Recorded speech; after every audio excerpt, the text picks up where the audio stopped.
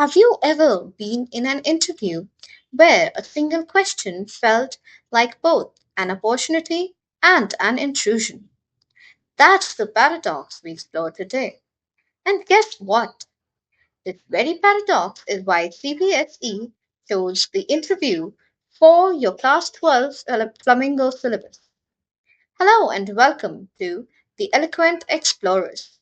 Today, we decode the interview by Christopher Silvester, an essay that takes us through the fascinating history of the interview, its roles in shaping public opinion, and the controversies it sparked. From H.G. Wells calling it an ordeal to Umberto Eco turning it into an art form, Sylvester shows us how the interview is both a source of truth and a threat to privacy. This makes it not just a literary piece, but also a powerful mirror of society.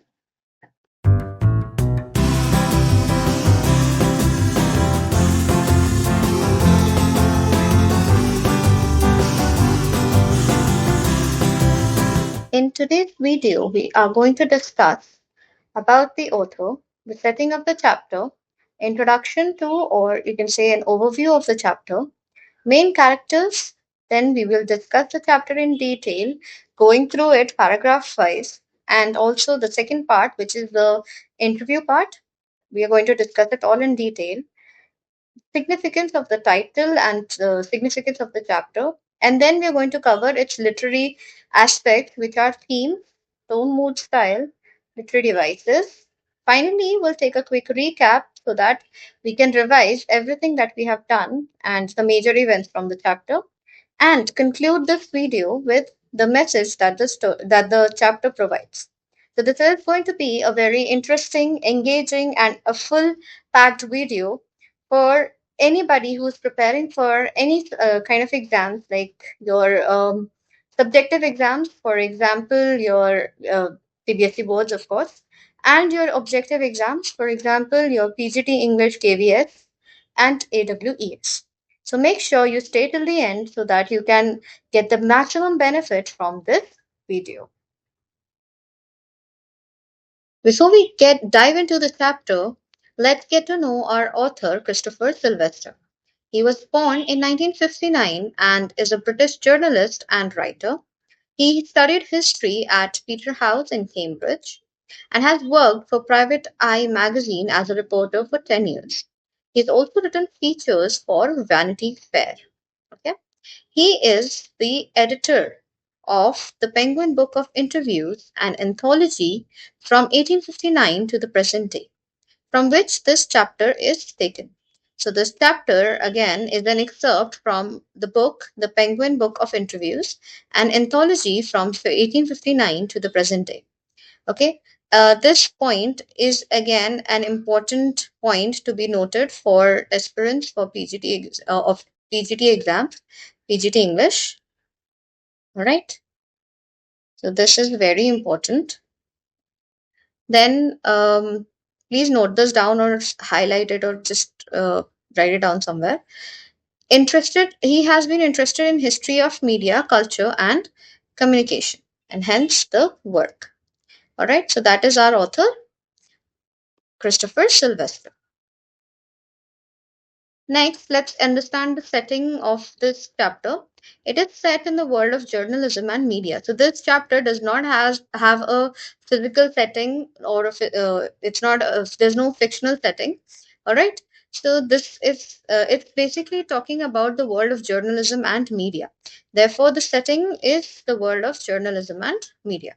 It covers interviews from the Victorian era to the present day. So you'll see that renowned figures from Victorian era, from the time when Queen Victoria ruled, from that era to the present day, you'll see that comments from those famous personalities have been noted down, and that's that has been covered in the essay.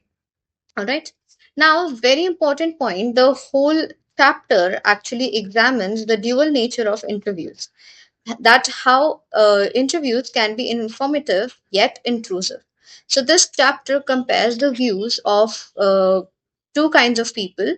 First is people who consider these interviews as informative, and then there are some who consider interviews as an intrusion to privacy. All right, as a hindrance to privacy. So this is what this chapter is going to discuss. And this brings us to the central idea of the lesson. The interview is both a discussion and a debate about one of the most powerful media tools of the modern age, the interview. Since its invention nearly 130 years ago, the interview has been seen in two contrasting ways: as a truth revealing art form or as an intrusive assault on privacy. The chapter brings together opinions of famous writers, thinkers, and celebrities, exploring how interviews can shape reputations, influence public opinion, and redefine the relationship between interviewer and interviewee. It leaves readers with a compelling question: is an interview a window into truth or just a performance crafted for the world? Share your opinions in the comments below. Whether you believe that an interview is a window into the truth, or is it just a facade? Is it just a means to hinder people's privacy? Whatever you think, write down in the comments below, and the best comments will get a heart from us. Before we move to discussing the chapter, let us quickly discuss the personalities that have been referenced in this chapter so that it makes it easier for us to understand what the essay is about. First, we have V.S. Naipaul, who is dismissive of the interviews. Okay. Then we have Rudyard Kipling. V.S. Naipaul, Rudyard Kipling, and H.G. Wells are well renowned authors. Okay. Rudyard Kipling compared interviews to immoral acts. H.G. Wells criticized but also used interviews. Then Dennis Bryan valued interviews as the vivid impression of contemporaries. And finally, Umberto Eco, whose one excerpt of interview has been given that we will also be discussing in detail. We will see how Umberto Eco is practical, and he sees interviews as a means of communication. Okay, so these are the five major personalities that have been referenced. There are a few others that have been referenced, which we will discuss as we keep going on with the chapter. Let's begin with our chapter. The chapter is divided into two parts. The first one is the essay that has been written by Christopher Silvester, and the second part is our interview, except from the interview that was conducted between Mr. Mukund, the interviewer, and Umberto Eco, the interviewee. Okay, so we will discuss both the parts in great detail. This chapter is a very short chapter, plus it's an essay and it's written in very simple diction, it's written in very simple words. Okay, so it's not going to create any problem. You're not going to face any problem understanding this chapter so long as you follow what I am explaining, and also underline and keep writing the important points in your books or your notebooks. Uh, Second thing, if in case you still do not understand anything and if you still face issues and are unable to grasp any point, feel free to write it in the comments and I will definitely solve your queries in the comments. Or if needed, I will compile your comments and create a separate video so that you can help understand each and every chapter and each and every part of the chapters in depth. Okay, so that you can write your answers and you can also not just for answers, but you can also learn what the chapters are telling you. Okay, so that you can apply them in your lives. Okay, that's the main motive of literature. Okay, that we read something and then we grasp, we take the positives from that chapter or from that story, from that essay or from that play, and then we apply those in our lives. Okay, so that's the major you can say uh, the major importance of why we read of literature. Okay, now the interview, the part one. Since its invention a little over 130 years ago, the interview has become a commonplace of journalism. Today, almost everybody who's literate will have read an interview at some point in their lives. While, from the other point of view, several thousand celebrities have been interviewed over the years, some of them repeatedly. So, it's hardly surprising that opinions of the interview, for its functions, methods, and merits, vary considerably. Some might make quite extravagant claims for it as being in its highest form a source of truth and in its practice and an art. Okay. Now, what our author, our essayist, Christopher Silvester is telling us is that, first of all, and very important, the interviews were invented 130 years ago. Okay, a little over 130 years ago. All right. So it's a fresh means of communication. It's a fresh means of people getting to know each other, and also it can be considered as a part of literature. All right. Now, and of course, it's a part of journalism. Okay. Now, today, almost everybody who's literate, you, me, our parents, our family members, our friends, all of us have at least witnessed an interview, watched an interview at least once in their lives. All right. So, that's what our author is saying, that anyone who's literate, who can read and write, has at least read an interview at some point in their lives. And then there is a second point, that there's the second side of that coin, that several thousand people over 100 years, several thousand people have been interviewed. Okay. So 100 plus years actually. Okay. More than 100 years now.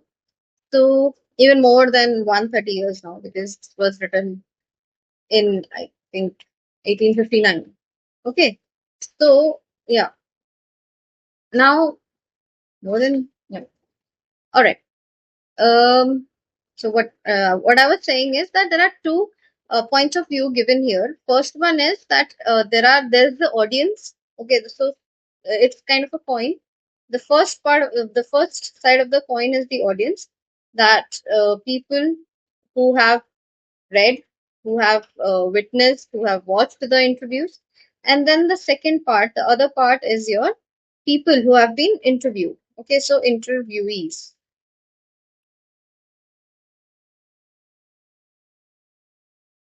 All right. So there are interviewers, there are audience, that's one part, and then there is the second point of view, that is of the interviewees. All right. And then because there have been a lot of people, there has been a lot of people who have been interviewed, and a lot of people who have read those interviews, who have consumed those interviews. There is a variety of opinion out there. Okay. Everybody has his or her own opinion depending upon how they have experienced interview, whether they've watched it or they have been interviewed. They have their own points of view.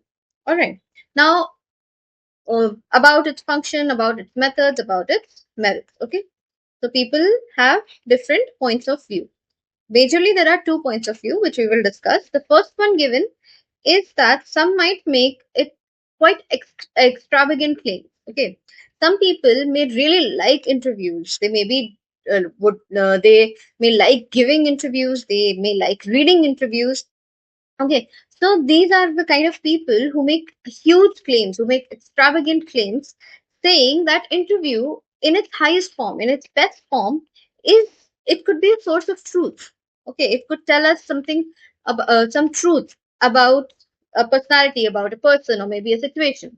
Okay, and in its practice, in the way it is practiced, these people have considered it as an art form.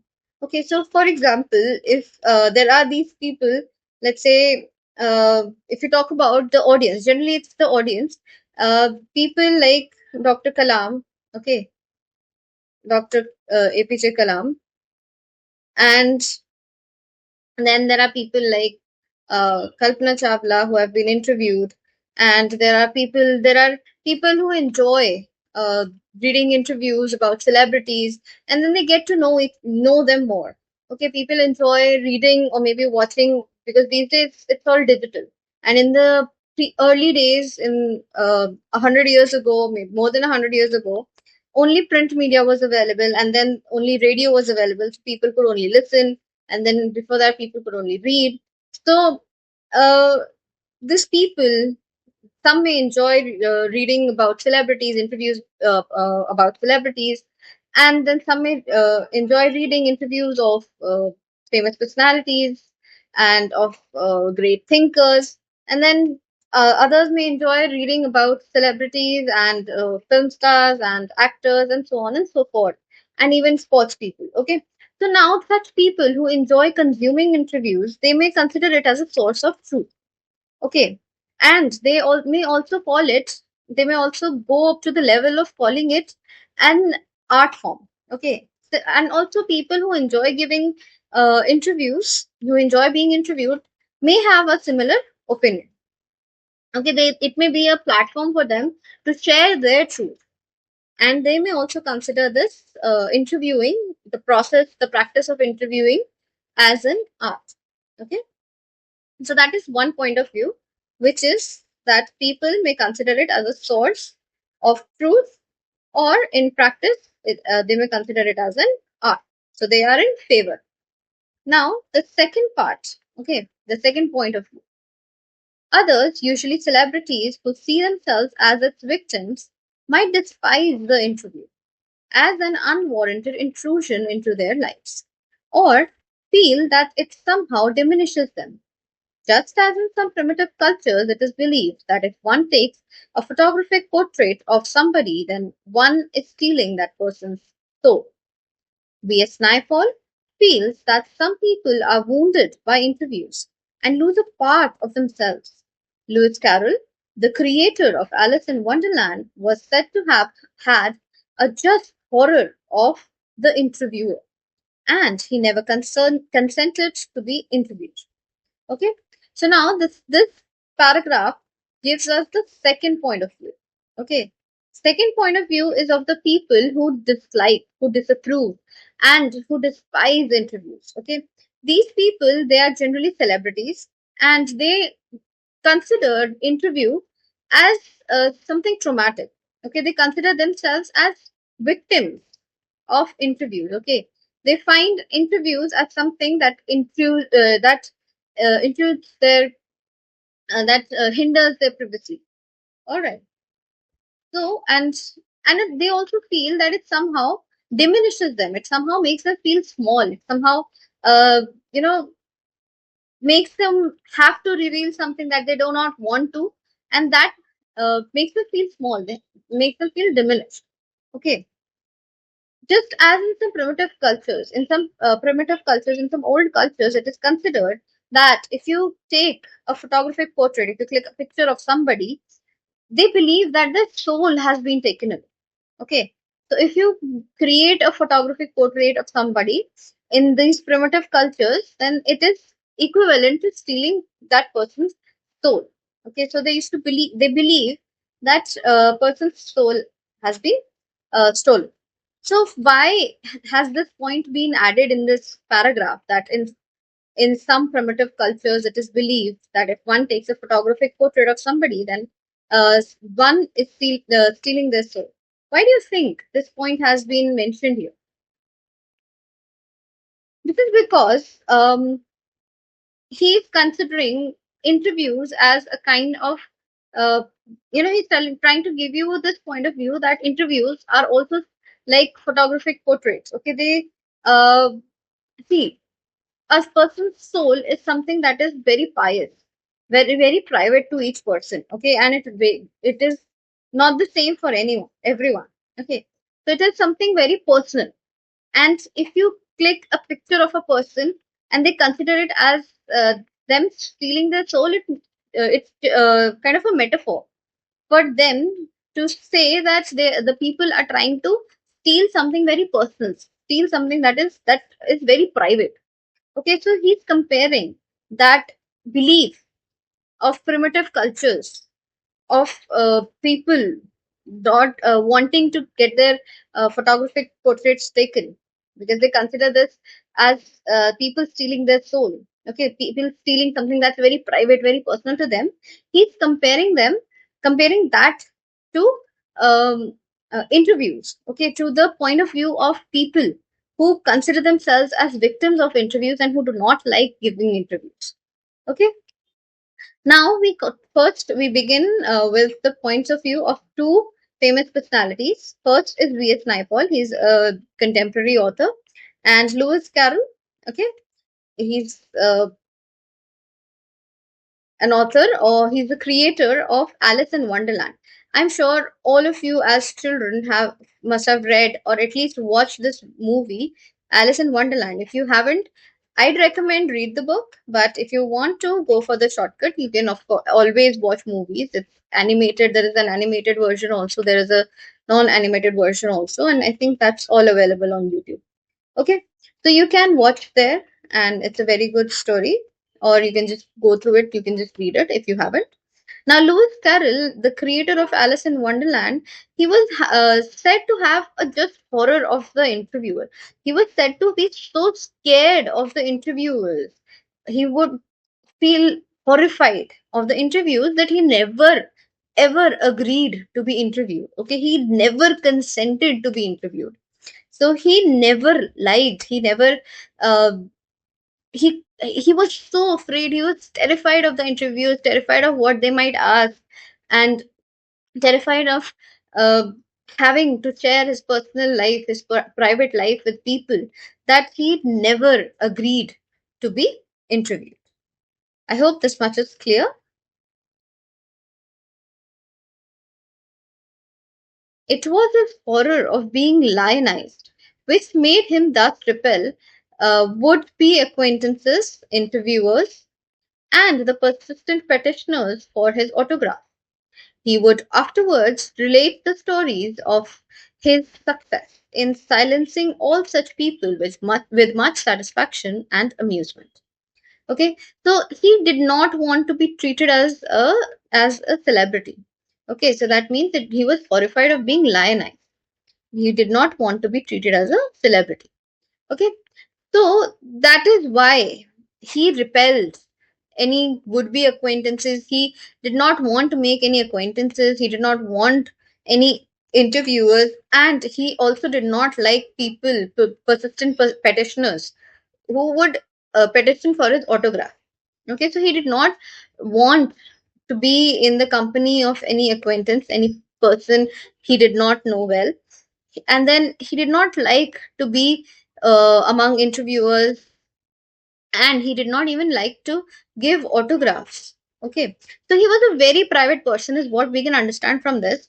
And he was horrified of becoming a celebrity, of becoming known.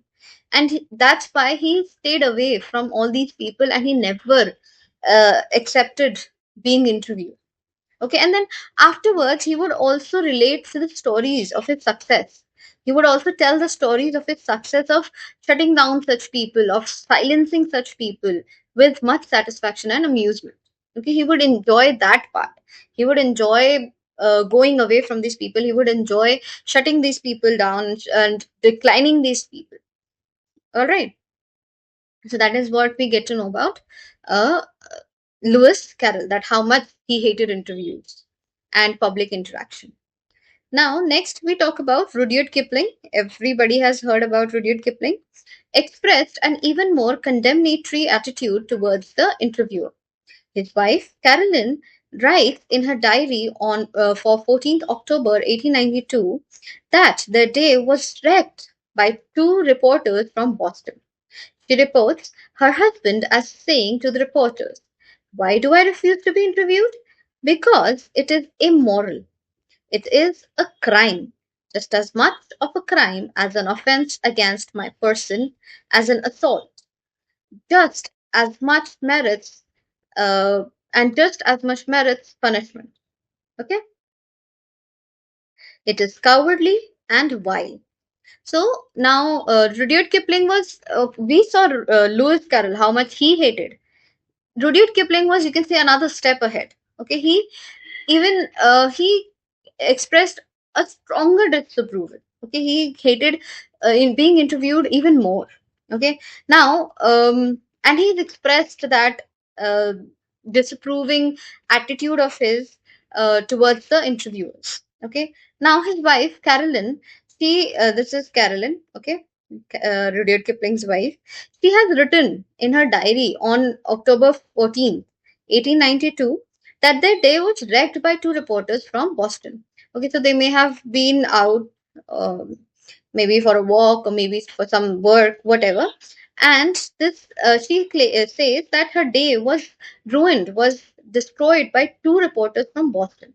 Okay, and then she writes in her diary that her husband uh, said to these reporters that he was that why did he refuse to be interviewed. Okay, he told those reporters that he refused to be interviewed because it is immoral for him.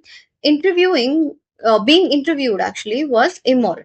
Okay, he considered it as a crime, and just as much of a crime as an offense against my person. All right, so he considered it as a crime as big as you know uh, attempting a crime against his uh, personality, okay, against his person as a human being. And he considered being interviewed as an assault. All right, and also he considered that interviewing should altogether be you know eligible for punishment. Okay, it merits punishment, it deserves punishment, is what he believed.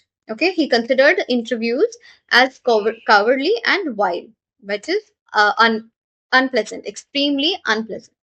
So for Rudyard Kipling, being interviewed actually was even more condemnatory, even more uh, disapproving, even more, you can say, uh, problematic, even more troubling as compared to Lewis Carroll. So he did not like being interviewed either.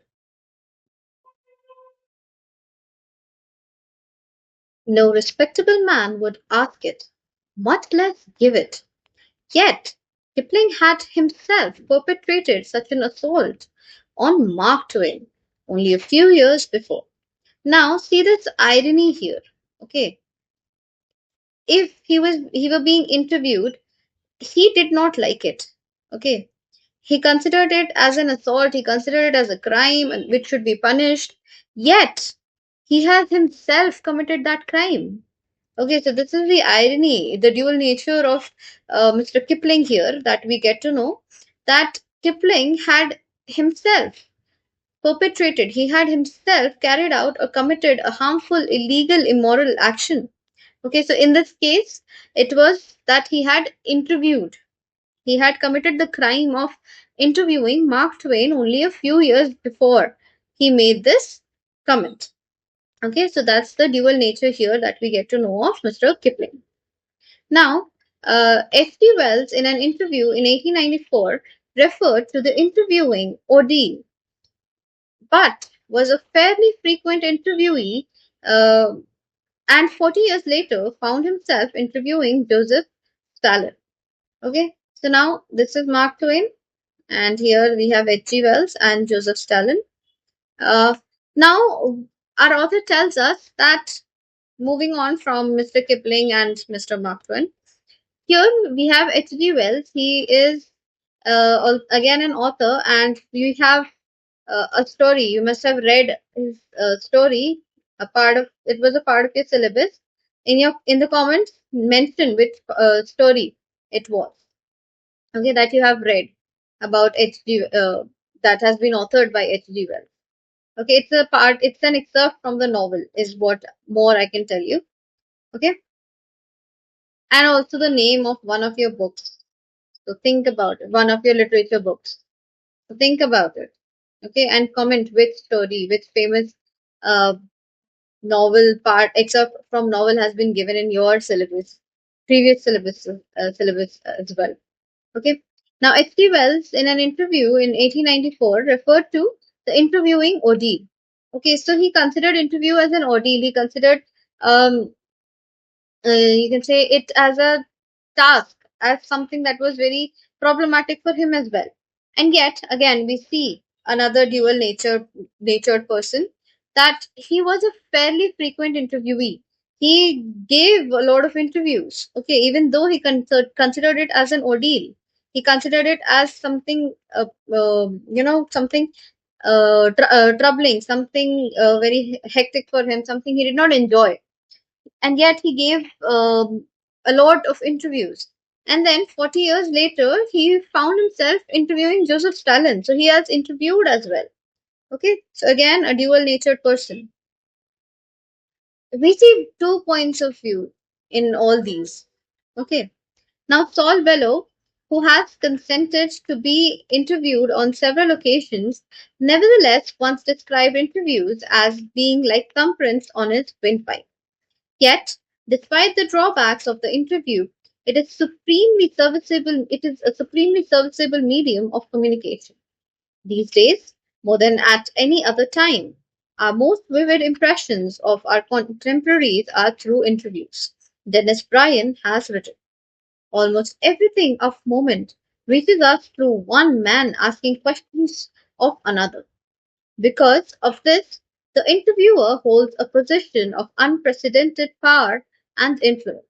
Okay, so now we have Saul Bellow and we have Dennis Bryan also. Here we see that Saul Bellow has agreed to be interviewed on several occasions, and yet he once described interviews as thumbprints on his windpipe, as something that is choking him. Okay, so he considered interviews as something that were choking him, and even still he has given a lot of interviews. Okay, now um, yet despite the drawbacks of interview, it is a supremely serviceable medium of communication. Okay, so there are, yes, agreed, we all agree that there are a lot of drawbacks to interviewing and to being interviewed. Okay, or you can say there are a lot of drawbacks of interview, but it's still a supremely serviceable medium of communication. Okay, if a celebrity wants to communicate something, they can use interview as a medium, okay, as a means of communication. So even though it has its negatives, it has its cons, it has its pros also. Okay, these days more than at any other time. Now Dennis Bryan has written that now in the contemporary world, in present times, it's all the more important. Okay, it's all the more uh, a means of serviceable medium of communication.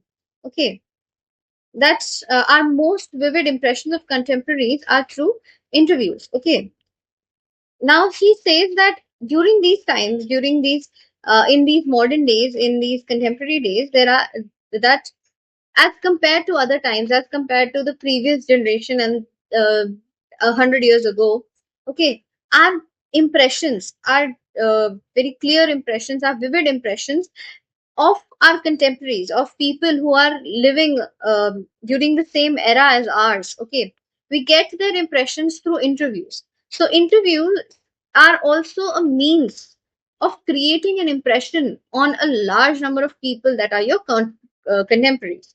For example, if we talk about, let's say, Virat Kohli. Okay, so what kind of a person is he? I don't know him personally, you don't know him personally.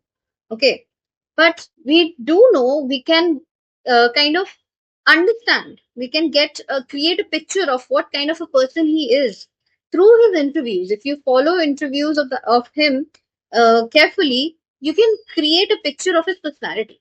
Okay, similarly, if we watch interviews of other people, of people who are living in the same era as ours, living in the same time period as ours, we can understand what kind of a personality they have, what kind of, and they and they for them, interviews could be a medium to create an impression on other people living during their time period. Okay, so that is, you can say, a positive that Dennis Bryan has written about interviews. And then he tells us that everything of the moment, everything that we need to know about these personalities, these celebrities, important personalities, famous people, thinkers, is it can reach us through one man asking questions of another. Okay, so when The interview is a questionnaire form. Okay, you ask questions, you get answers. All right. So this he says Bryant has written that everything that is happening in the moment we can get to know simply by watching a person ask questions of another person. Okay, and how they respond to it and what they respond to it.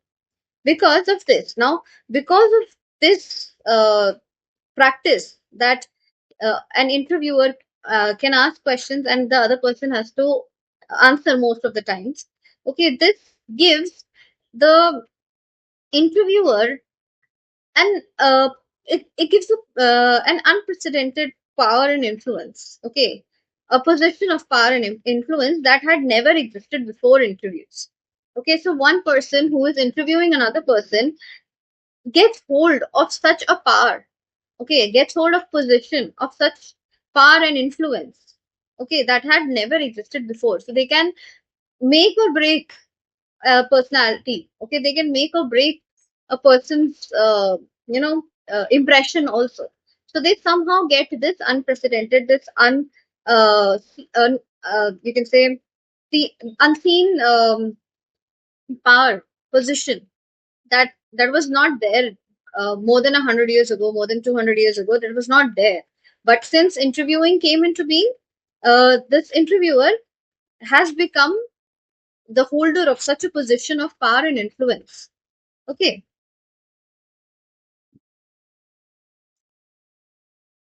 Uh, Now we have come to the second part, but before this, I want to ask if you have any issues with the first part, the essay part. Please feel free to ask in the comments. Okay, we have seen in the first part how people had different views, and then there were people who had dual views. Okay, they had, but if they were being interviewed, like Mr. Kipling, if they were being interviewed, they did not like it, and but if they were being the interviewers, okay, if they had to interview somebody, they were okay with it. Okay, so they were. So we saw that there are two major opinions that people consider this interviewing, being interviewed as, or interviews as a whole, as something that can be a source of information, that can be a source of getting to know people who lived during our contemporary times. Okay, and even people who have lived before us, their personalities can be known to us through the interviews that they have given. And then the second thing is, the second point of view is that interviews have been considered as a hindrance to privacy. Okay, they have been considered as a thing, as something that could be considered as an assault, that could be considered as a crime against a person. Okay, so these are the two views which we have read in our essay. Now let's see how Umberto Eco's interview gives us maybe another point of view, or helps us to understand how interviews work. Okay, the practice of interview. So this is the interview part two, which will be just this is an introduction, and then we will see how the interview has unfolded. Okay, I'm a professor who writes novels on Sundays, Umberto Eco. The following is an extract from an interview of Umberto Eco. The interviewer is Mukul Padmanabhan. Okay, from The Hindu. The Hindu is a very famous national newspaper.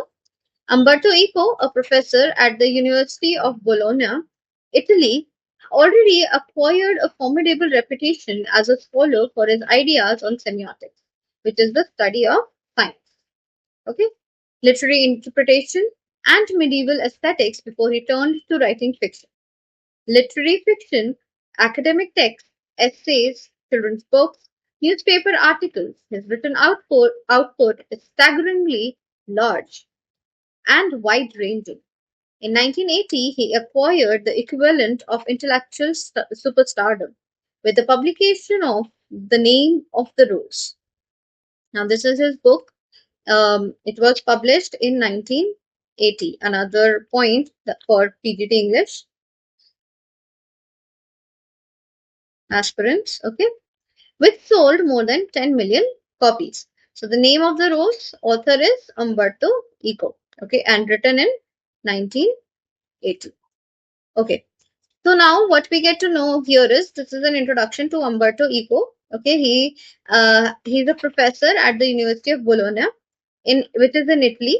Okay, and he was interviewed by Mukund Padmanabhan, who was uh, from the Hindu. Okay, which is our national newspaper. Now he had acquired a formidable, and he was a known or he was reputed as a scholar for his idea on semiotics. Semiotics is the study of signs and symbols, okay, and literary interpretation and medieval aesthetics also. Okay, so he has worked on semiotics, he has worked on literary interpretation and medieval aesthetics before he turned to fiction writing, before he started writing fiction. Okay, before he started writing stories. Now, literary fiction, academic texts, essays, children's books, um, newspapers, articles. He's done it all. Okay, he's written literary fiction, he's written academic texts, he's written essays, he's written children's books, he's written newspaper articles as well. Okay, so his output in the literary world is staggeringly large. Okay, and it is wide ranging. He's not, you can see, he's not limited himself to only one kind of writing. He has tried his hand in all kinds, in a lot of, in a variety of writing. Okay, that includes fiction, non-fiction, essays, books, children's books, newspaper articles, anything that he wanted to do. Okay, and then he grew to fame as an intellectual superstardom. Okay, he grew to something. He acquired kind of an equivalent position to intellectual superstardom with publication of The Name of the Rose. Okay, this book, The Name of the Rose, it's a novel and it has sold 10 million copies. So when his book came out in 1980, he gradually gained intellectual superstardom also. Okay, so this is our Umberto Eco. Okay, so from here we begin with the interview. This is Mr. Mukund. He'll be asking questions, and of course, our um, Umberto Eco is going to be answering. Okay. The English novelist and academic David Lodge once remarked, "I can't understand how one man can do all the things he does." Okay, so he begins with quoting an English novelist and academic, Mr. David Lodge, who had once remarked that he couldn't understand how one man can do all the things that he, which is Mr. Eco, he does. Okay. Maybe I give the impression of doing many things, but in the end, I'm convinced I'm always doing the same thing. This is Mr. Eco responding to Mr. Mukund, which is now first here, Mr. Mukund uh, is kind of he's beginning the conversation by quoting David Lodge and asking Umberto Eco that how he does all the things that he does. Okay, how can one man be writing an essay? How can one man be writing fiction? How can one man be writing newspaper articles? And then he's also a professor, so he's doing his research, teaching, and so many things. How can he be doing everything? So a variety of things all together is what David Lodge couldn't understand, and that is what he has remarked. And that remark has been is being used as an opener by Mr. Mukund. Okay, to which our Mr. Eco responds that maybe he gives the impression of doing many things, but then in the end he says that he's convinced that he's always doing the same thing. So he's being modest. He's trying to uh, say that he's responding by saying that maybe he people feel that he's doing a lot of different things. Okay, maybe he's giving out the impression that he's doing a lot of different things, but in the end, he says that he's convinced that he's always doing the same thing. So to him, it doesn't appear that he's doing a variety of things altogether, as remarked by David Lodge. Now, Mukund asks, which is, so what is that one thing that he's, or what is that thing that Umberto Eco is always doing? Okay, how does Umberto Eco feel that he's been doing the same thing over and over again? Okay, so he's asking, what is that thing that Mr. Eco feels that he's doing, he's always doing? Okay, what's that thing? The same thing. Ah, now that is more difficult to explain. I have some philosophical interests and I pursue them through my academic work and my novels. Even my books for children are about nonviolence and peace. You see, the same bunch of ethical, philosophical interests. So, um, uh, Umberto Eco tells responds to him by saying that it is not easy for him to explain what he's doing. Why does he feel that he's always doing the same thing?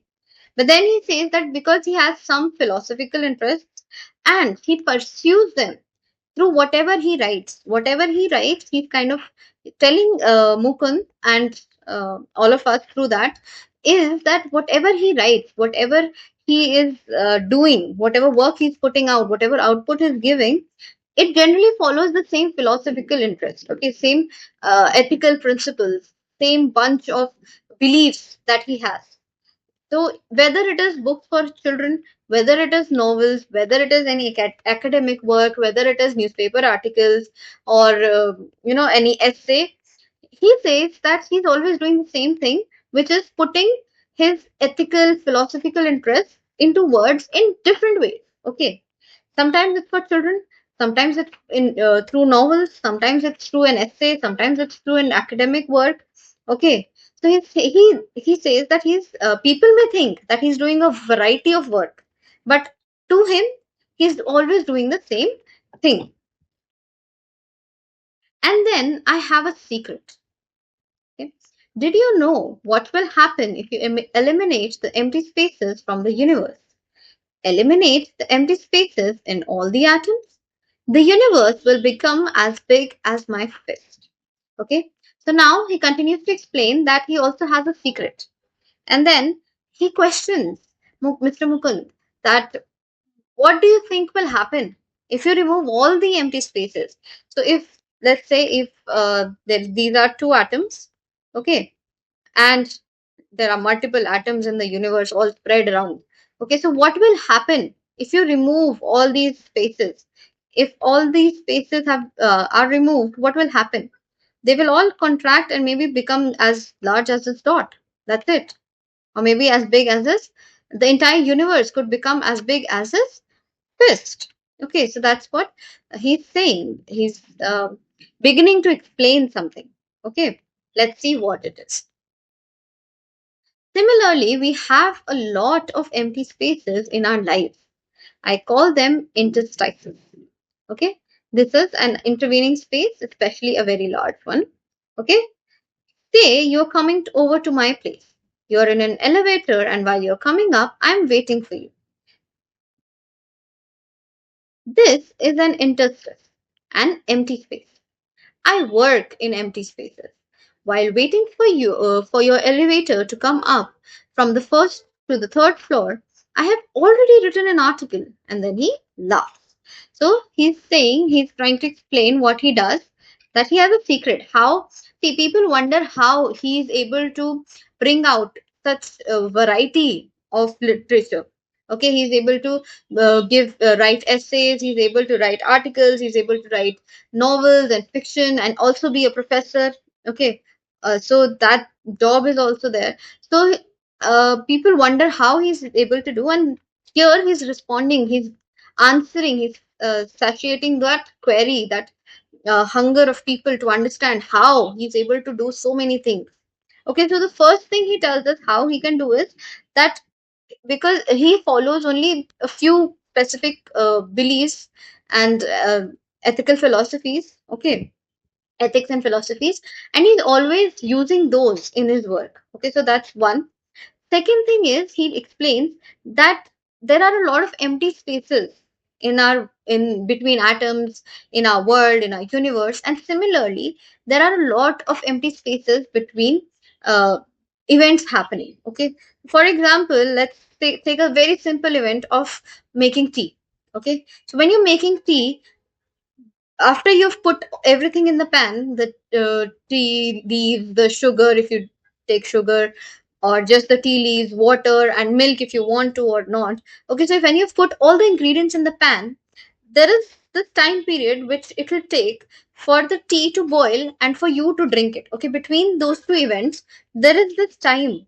Okay, for the tea to be fully prepared and for you to drink it, there will be this time space where empty space where the tea will be boiling and being prepared. So you that empty space, that is an empty space, and that is what is considered as interstice by Umberto Eco. He calls it as an interstice. Now, taking his example, he says that when a person is coming up from an elevator, okay, it could take about 1 minute. It may also take 5 minutes depending upon where the elevator is and how many people are on it, and if there are people getting on and off between floors. Okay, so it could take some time. Now, he says that that time period from when the person is coming and the time period of that waiting, that is an empty space. Okay, that is a space which Umberto Eco uses. He says that this interstice is what he uses to work. He never, you can say, he never stays empty. He never, whiles his time away. So the time period that waiting would take, he says that he's already written an article in that. Okay, so that's what he does, and then he laughs at it. Not everyone can do that, of course.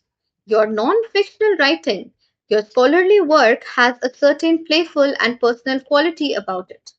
It is a marked departure from a regular academic style, which is invariably depersonalized and often dry and boring. Have you consciously adopted an informal approach, or is it something that just came naturally to you? Now, moving on from interstices, Mr. Mukund asks him that, of course, he comments that not everyone can do it.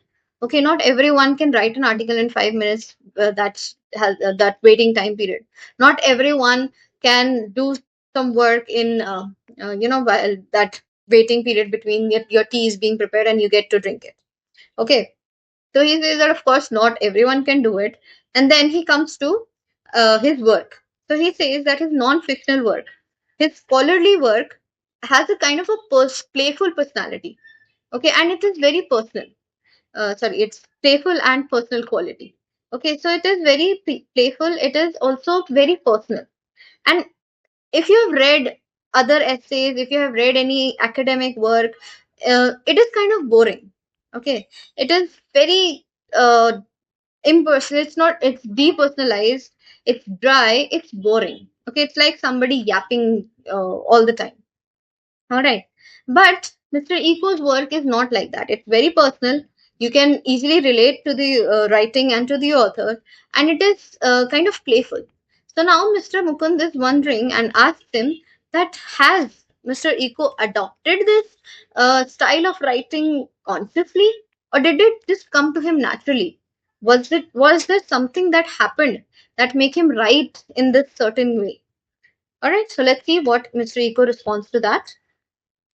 When I presented my first doctoral dissertation in Italy, one of the professors said, scholars learn a lot of a certain subject.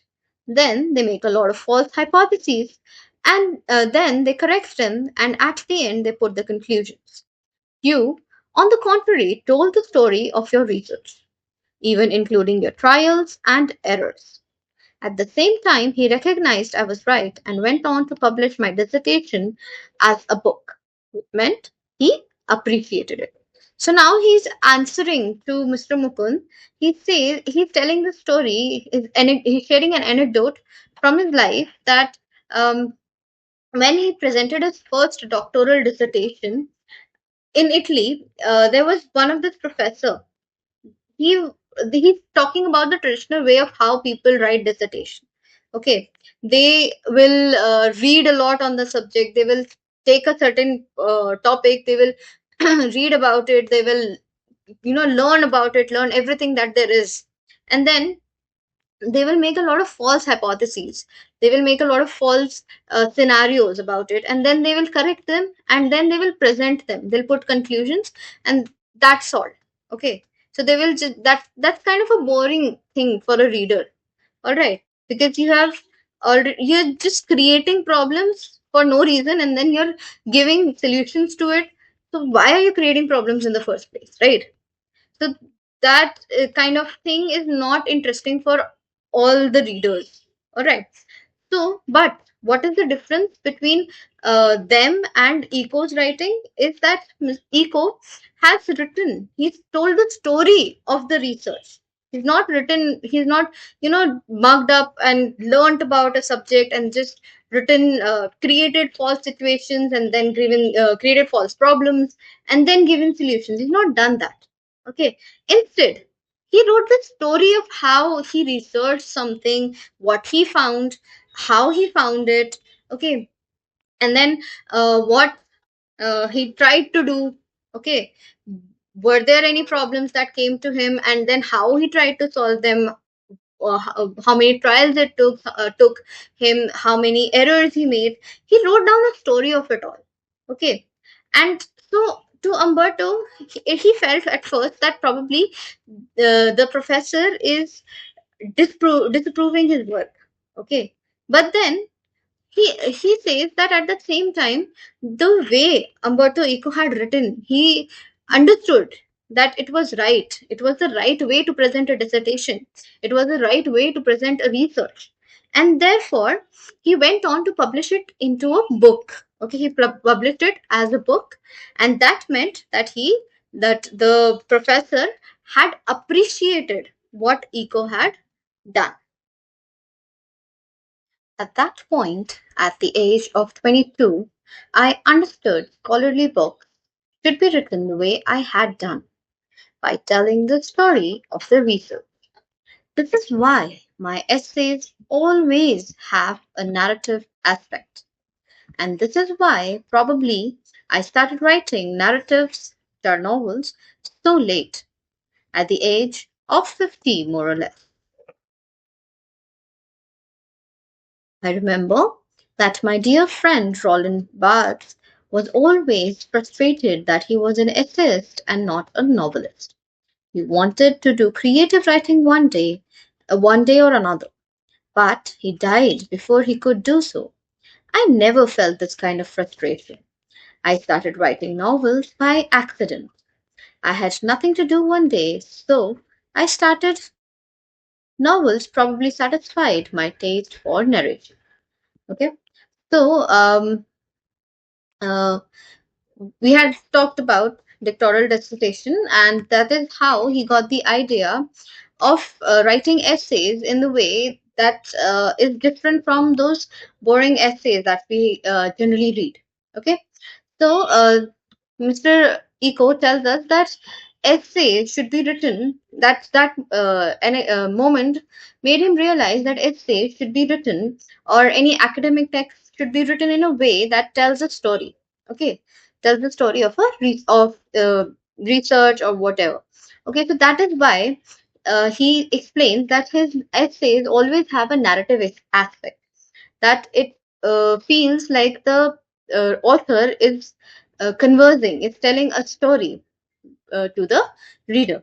All right, and he says that that is probably why he started writing novels so late.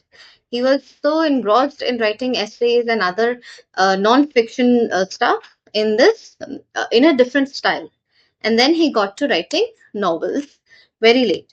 So he talks about his friend, one dear friend, Roland Barthes, and he he tells Mr. Mukund that Roland Barthes was frustrated that he was an essayist and not a novelist. Okay, because Roland Barthes always wanted to do some creative writing someday or the other, but he was stuck with essays because he could not grasp the style of writing write his essays in a creative manner. So he kept thinking about writing something creative, but he couldn't do so, and he passed away before he could even start. So he compares himself and tells him and tells Mr. Mukund in this interview that he never felt that kind of frustration. He never felt frustrated while writing essays. Okay, because he gave it a creative touch right from the beginning, right from that academic dissertation that he had done, from right from when he started writing, creating his own work. Right from there, he never felt frustration because he'd already started doing so in a very creative style of writing, in a narrative style of writing, in a storytelling style of writing. And so he tells us that he started writing novels by accident. It wasn't that he had planned to write novels. Instead, he had nothing to do some one day, and so he started writing. Okay, so novels here he claims that he tells us that novels probably satisfied his taste for narration. Okay, so even though he was using narration or narrative technique of writing, okay, there is this technique. It is called narrative. Okay, when you write stories or when you write any literary piece, in the form of a narration, in the form of in the form of telling a story. Okay, so this is a style, or you can say a technique of writing. All right. So he talks about. He says that he never felt any frustration because he was already using this technique to write his essays and other non-fiction work. And then he says that further, when he took that next step of writing novels, that satisfied his taste for narration. Okay, for this form of writing. Now, the next question. Talking about novels, from being a famous academic, you went on to becoming spectacularly famous after the publication of The Name of the Rose.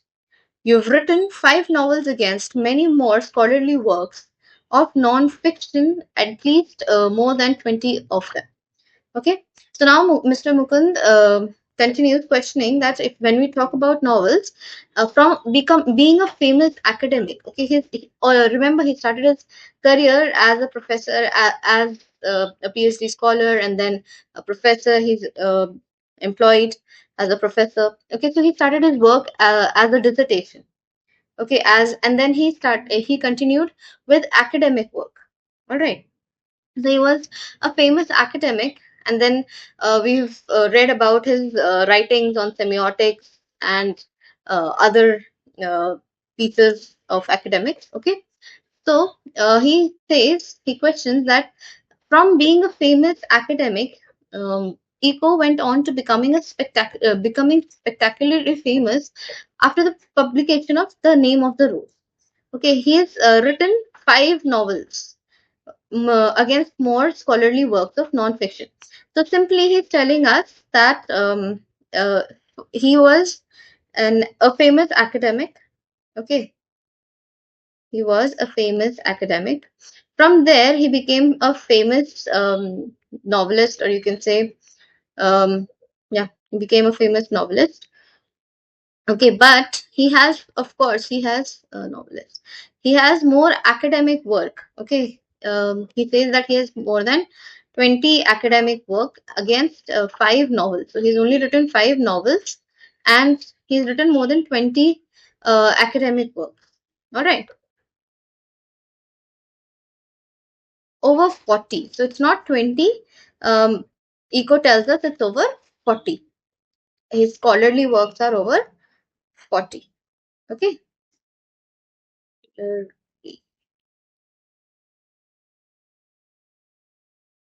are 40 plus, not 20 plus, they are 40 plus.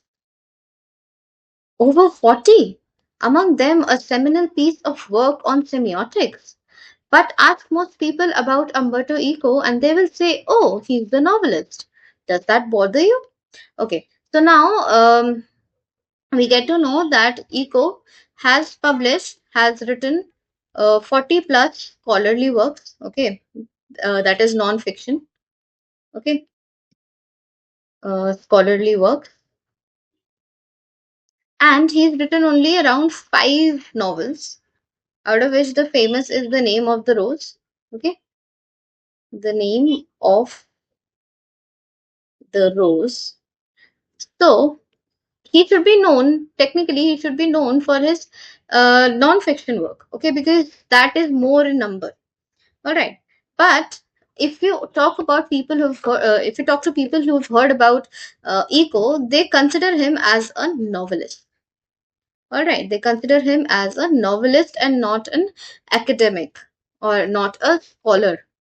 Okay, so now Mukund asks him, does that even bother him? Let's see what Eco says. Yes, because I consider myself a university professor who writes novels on Sundays. It's not a joke. I participate in academic conferences, not meetings of pen clubs and writers. I identify myself with academic community. Okay, so yes, being known as a novelist, being renowned as a novelist, does trouble him. Okay, does trouble Eco because he considers himself as a professor. That is how he identifies himself. Okay, and yet people call him a novelist. He is more into academics. Okay, he's more into academics. He attends conferences. He attends meet other. So he actually identifies himself with the academic community, a scholar community. Okay, and not with other novelists who attend meetings of pen clubs and other and talk to other writers. All right. So yes, he agrees that being known as a novelist does trouble him a bit. But okay, if they, which most people, have read only the novels, laughs and shrugs. I know that by writing novels, I reach a larger audience. I cannot expect to have 1 million readers with stuff on semiotics. Okay, so, but he tells us that he's made peace with this. Okay, yes, it troubles him, but he has made peace with being known as a novelist because that is what will reach a larger audience. Okay, semiotics, work on semiotics, or works on other literary aspects, or maybe works on other academic aspects, will be read by only those people who are interested in that field. Okay, who are working in that field, who are studying in that field.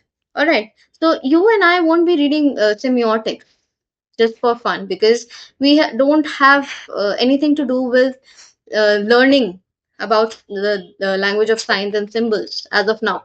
However, if somebody chooses a career in this, or if somebody um, gets more interested in this, they may go for this, but it will be a lesser number of population as compared to people who will read a novel, a fiction work, for their entertainment, for just to have something to read for them.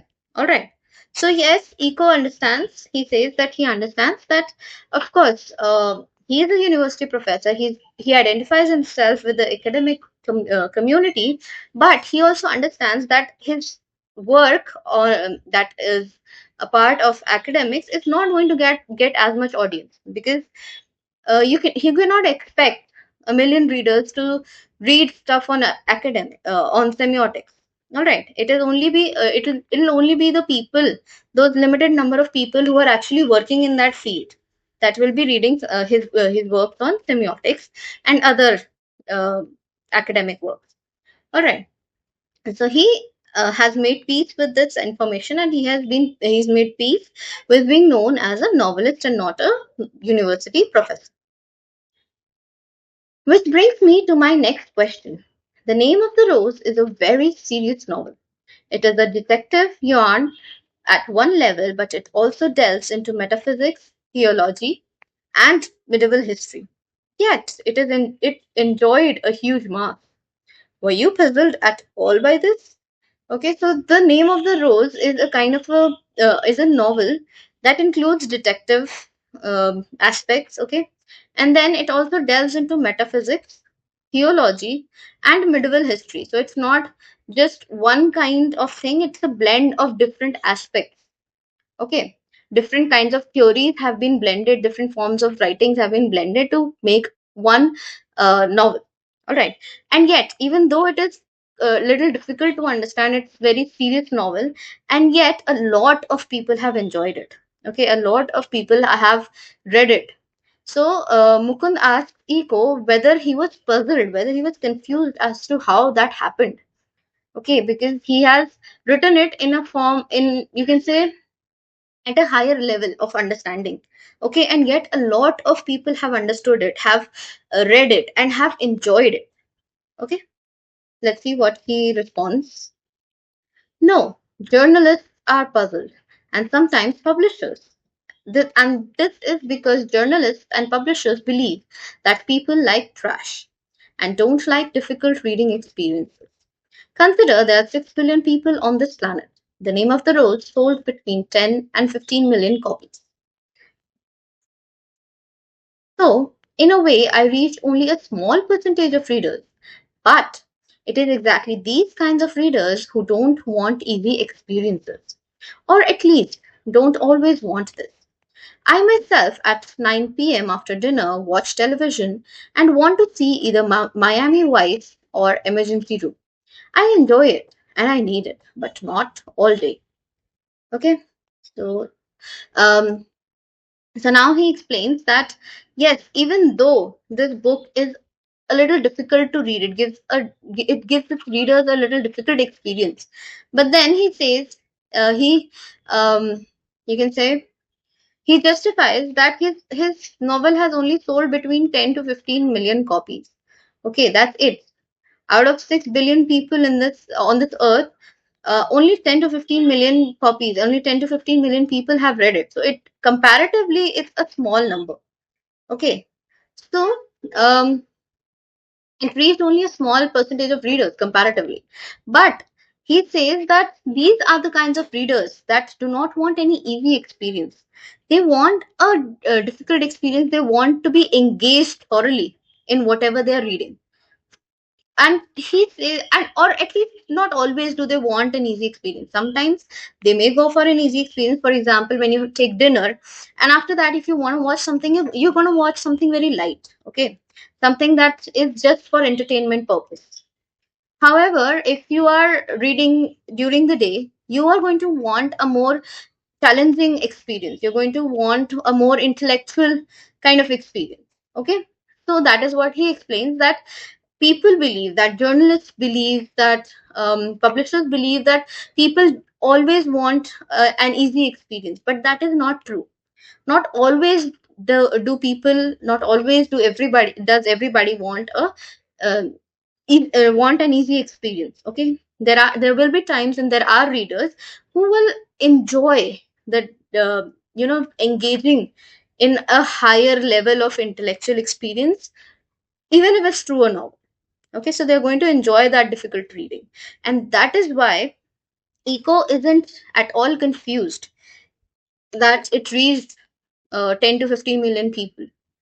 Okay,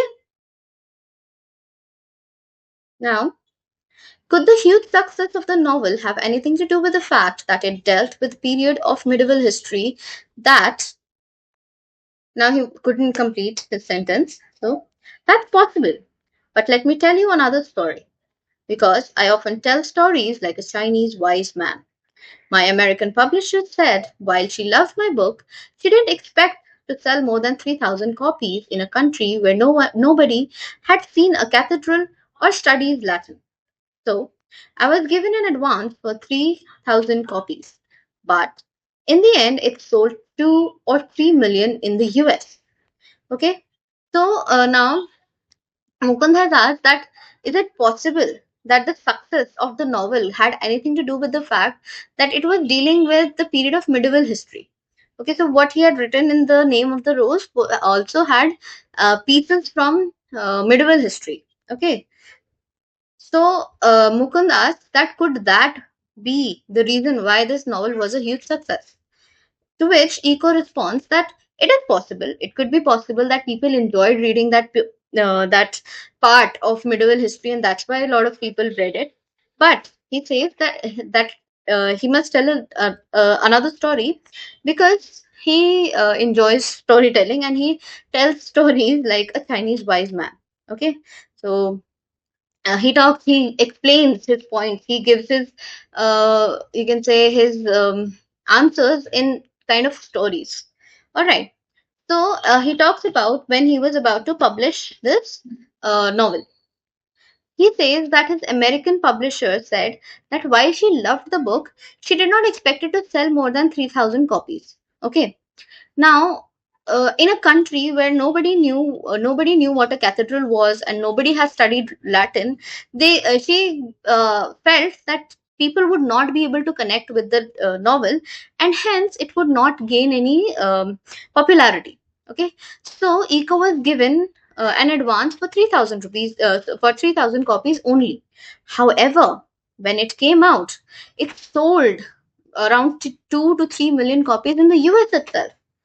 So what she had claimed came out to be false. Okay. People enjoyed reading. People resonated with this his novel, and they enjoyed reading it.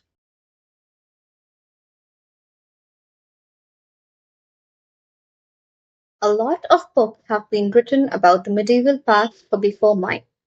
I think the success of the book is a mystery. Nobody can predict it. I think if I had written the name of the rose 10 years earlier or 10 years later, it wouldn't have been the same. Why it worked at that time is a mystery. Okay, so he further explains that there is no definite reason why this novel worked.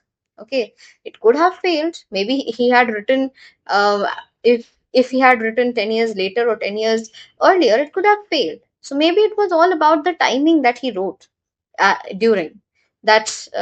People were able to resonate more, and they were able to understand more and make this book popular. Okay, so why it worked at that time also is a mystery to Eco. So this is how, or this is where we conclude our interview, and we get to know that how Eco has used interview to share his words, to share about his way of thinking, his philosophies, and how what and has also tried to solve what people thought about. Okay, so here Eco has used interview as a means of communication. Okay, he has used this interview to explain to people about whatever he believes. Okay, and that has been done with the help of our interviewer, Mr. Mukul. Okay, so we see that how we see here the format of interview. Okay, what all we get from here is the format of interview. We also get its practice, how it is practiced. Okay, how interviews are conducted, and then we also see that how interviews can also be beneficial. Okay, because we got to know so much about one person and his work, and the and his ideologies, and the way he worked. Okay, so method. So we got to know so many things about a person through interview, through questions and answers. Okay, I hope the chapter is clear and the interview is clear, because this ends the chapter here. And from here, we are going to, from the next slide, we are going to read the significance of the title, the significance of the chapter in your syllabus, and then we are going to discuss the literary aspects, which are your themes, your literary devices, the style of writing, and all sorts of things that have been discussed in this chapter. Finally, we're going to take a quick recap, and then we're also going to see what message this chapter gives us. So make sure you stick to till the end, and watch this video till the end, so that you can get a complete experience and understanding, in-depth understanding of the chapter as a whole. All right. So let us now discuss the significance of this of the title. The title is simple yet powerful. It points directly to the subject of the essay, the art, practice, and debate surrounding the interviews. Okay. It reflects the duality of interviews, seen as an authentic window into personalities by some, but as a form of intrusion and exploitation by others. Okay. So here the title, the interview, it is very simple, because it simply tells us that it simply gives us the subject matter. What we're going to read is about an interview. Okay, what is an interview, and how what are the views of other people around this, and how an interview is conducted, and so on and so forth. Okay, so that is what we get to know from this chapter. So it is very simple and powerful. Then it reflects the duality of interviews, that interviews have dual natures. They could be authentic window, they could be a source of information, or they could be means of intrusion, of exploitation. Okay, so they could provide info, or they could be a means of exploitation. All right. Okay, so these are the two. This is the duality of nature, duality of interview, or the dual nature of interviews. All right. Then finally, the capital I in interview gives it weight, stressing its cultural importance as a modern phenomenon. Okay. So this I, capital I in the title, it gives this interview its weight. Okay, and then it stresses its cultural importance, how important interviews are in modern culture now, because we get to know a lot about the people around us, the people during our contemporary times through interviews. We get a you can say an insight to people's personalities, to people's ideologies, to people's work through interviews. So interviews, we can see, we get to understand the importance of interviews as well. Significance of the chapter helps students analyze journalism as a genre, especially ethics of interviews. Okay, from this uh, essay, we can understand why there is a debate between the duality of interviews. Okay, why some people think of it as an intrusion, while others think of it as a means of communication or a source of information. All right, so we get to know about all that, and then we can understand what are the ethics of interviews, what ethics should be followed while interviewing. Okay, it exposes them to multiple perspectives, from writers who detest interviews like V.S. Naipaul and H.G. Wells to those who embrace them like Umberto Eco. Okay, so through this chapter, we get to know multiple perspectives of writers, from writers who do not like interviews at all. Okay, like V.S. Naipaul, H.G. Wells, Rudyard Kipling, his wife Carolyn. Okay, and then we also get to know about people who embrace them, who enjoy them, like Umberto Eco. Okay, and there are other examples, other personalities who've liked interviews. So write in the comment box what who they are. It encourages students to reflect on truth, privacy, fame, and communication in today's world. A very important point, that this chapter encourages the reader, the student specifically, to reflect on truth. Okay, what is truth? Okay, what is the truth, or when you watch something on television, or when you read about something, how to understand whether how much of it is true and how much of it is made up. Okay, so you get to know, we get to reflect on truth, we get to reflect on privacy, which is very important. Then we get to know about fame and communication in today's world, how there are different means of communication in today's world. Most importantly, it connects literature with media and modern culture, showing how authors are shaped by and respond to the interview format. Okay, so interview has been considered as a genre in literature. Jour- Journalism is has also been considered as a genre in literature. Okay, and we get to know that how now this chapter connects literature with media. Okay, and how it shows us that how we can use literature, and we can um, use it to connect to media, and to use um, and to see how the interview format has been used to show how people are shaped by it, how personalities are shaped by it, and how people respond to this format of questioning and answering. Okay, so this is how the chapter has showed us that literature can also be connected to media. Okay, and how? Through the format of interviews. So this is why this chapter is very important in our syllabus. Now we come to the literary aspects of this chapter. First is the power of journalism. We see how journalism, how interviewing is can be used as a source of truth, as a means of communication. Okay, as it can be. It is also you can say it also gives an unprecedented power to the interviewer. Okay, that they can ask questions and they can make and break a personality. All right. So this shows us the power of journalism. Then we get to know the debate of private versus public image. We get to know about people who come and interview and what they show, and then uh, what and as compared to what they are. Okay, so public image and privacy. And then there are people who do not wish to maintain any public image and they wish to keep their lives private. So that also we get to know from this chapter. Okay, that is another theme from this chapter. Communication and misrepresentation. Okay, so interview can be seen as a source of communication, or it is also seen as representation of various people. Okay, then truth versus fiction. So interviews could be true or they could be totally made up fiction. Okay, just maybe to polish some people's personalities or maybe to hide what they actually are or how they actually are.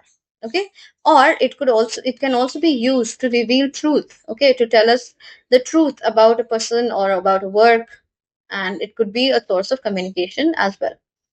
Finally, literature and media. We saw how literature and media have been linked through this chapter with through interview. Okay, so we can use interviews as a format for linking our literature to media. Okay, I hope the themes are clear to you. Next, we discuss the tone, mood, and style. The tone is analytical, it is balanced and reflective. Okay, then the mood is thought provoking, sometimes critical, often engaging. Okay, it forces us to think whether an interview is actually an intrusion or can it give us truth? Can it be considered as a source of communication, as a means of communication in today's time? Okay, sometimes it's critical where we see that people have criticized interviews, and of course, the mood is generally engaging. We want to get to know what a lot of people think about interviews. Okay, so throughout, the mood is thought provoking. Sometimes it's critical where we see people have criticized interviews, and often it is engaging. Tone, we discussed analytical, balanced, and reflective. Finally, style of writing. It is expository. Okay. It explains history and practice. It uses examples, quotations, and anecdotes from famous personalities. All right. Mix of criticism and appreciation to remain balanced. Here we see that the style is first it explains the history and practice, how from when interviews came into being, how they have been practiced, and so on and so forth. All right, and then it uses examples, it uses quotations from people. Okay, we see quotations of people uh, about their thinkings, of the thinking about the this interview. Okay, and then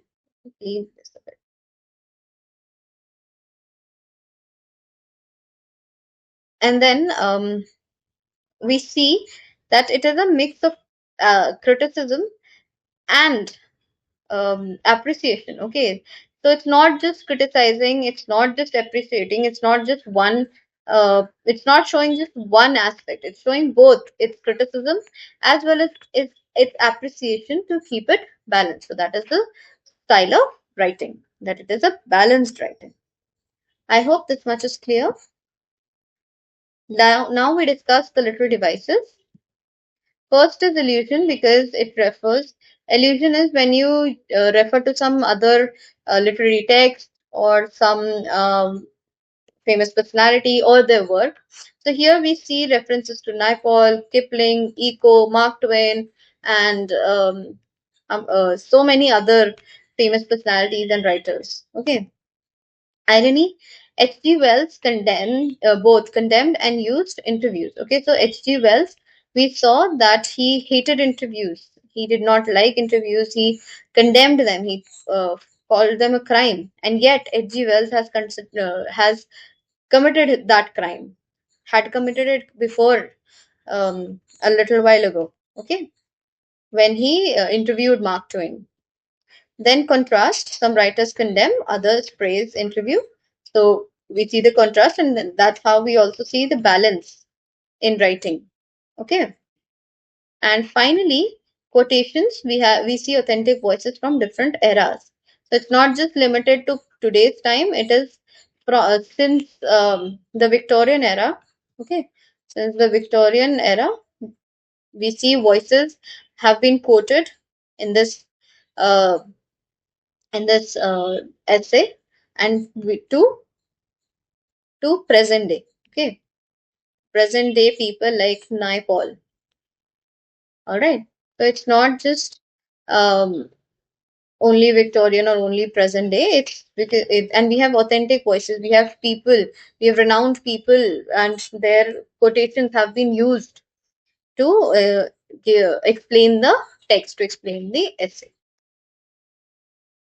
Now let's quickly discuss the summary, which is this is a quick recap of the chapter so that you can understand this chapter, and also it will be a quick revision so that uh, when you turn off this video, you are thorough with the chapter. This chapter is an essay on the history and practice of interviews. Interviews have existed since mid 19th century. They becoming a hallmark of modern journalism. Some people admire them for providing authentic insights into personalities. Others criticize them as an intrusion into privacy or even a form of vampirism. Famous figures like Naipaul, Kipling, and H.G. Wells disliked interviews, while Umberto Eco saw them as a tool of communication. The second part features an interview with Umberto Eco, revealing his thoughts on writing, philosophy, and creativity. So this is a quick summary of this chapter, and we get to know that throughout the chapter is divided into two parts. First is your essay, and second is an excerpt from the interview. Okay, a real interview that was conducted. We see an excerpt from there. So first we understand the history of this of this interview. We understand the practice, since when has it been practiced and how it has been practiced.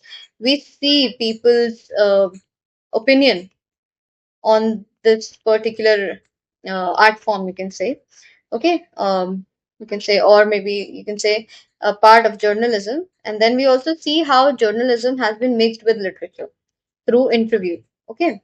And then finally, we see a real interview and we experience how interviews are are conducted, and how, if it is an authentic interview, we can get to understand, we can get to get so much information about a person and about his work. Okay. So that is the summary of this chapter. I hope the chapter is clear to you. I hope its literary aspects are clear to you, and I hope I have been able to help you understand this chapter in the best and the easiest way possible. Let us now see what message this chapter gives us. First, it tells us that interviews are double-edged sword. They can enlighten but also exploit. It depends. It's a tool. Okay, uh, it depends on the way a person uses this tool. Okay, so if the person uses it in the proper manner, it can enlighten a large number of audience, but it can also exploit if used in a negative manner. Okay, if it is used to hinder people's privacy, then it can be considered as an exploitation. And that is why a lot of writers feel exploited by this, while others see it as a source of communication, as a tool, as a means of communication to enlighten their audience. Okay, hence it's a double-edged sword. Okay, so both, it can enlighten and it can exploit. All right. Now, second, they help preserve the voices and thoughts of great personalities for posterity. Okay, so interviews, one importance you can see of the interviews, one message we get about the importance of the interviews is that they can they help preserve the voices. Now, this interview with Umberto Eco was not conducted today. It wasn't conducted yesterday. It was conducted quite many years ago, and yet we still read this and we get to know about Umberto Eco and his work. All right. And then there are so many interviews with different personalities that the personalities are not even alive. Okay. Like we saw so many voices of personalities in this chapter, and most of them are not even alive now. Okay. They were there 100 years ago or maybe 50 years ago, but they're not there now. Okay. And yet we can hear their voices, we can get to know about their voices and their thoughts. Okay. So that is one importance of one very crucial importance of this chapter of interviews as a tool that it can help preserve the voices and thoughts of great personalities for posterity. And finally, despite criticisms, they remain one of the most powerful tools of communication in modern society. So, finally, the last takeaway from this chapter is that even though interviews have been criticized, yet they remain one of the most powerful tools of communication in modern society. Okay, so these were the messages that we get from our chapter. I hope the chapter is clear. If you still have any um, queries, if you still have any confusions, please feel free to use the comment box and comment your queries, and I will definitely answer it. Okay. If you wish to add any suggestion, you can do that also in the comment box, and I will see and follow it through. Okay.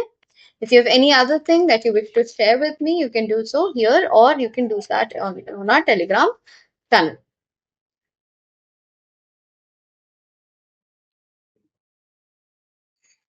And that's the interview, a modern invention that unsettles as much as it enlightens. For your exams, remember, it's not only about interviews as journalistic tools, but also about the debate between revelation and intrusion, truth and spectacle. If this session clarified the chapter for you, do like, share, and subscribe to the Eloquent Explorers. And for detailed notes, mind maps, and exam ready tips, join our WhatsApp and Telegram community. All the links are there in the description. Let's keep exploring together.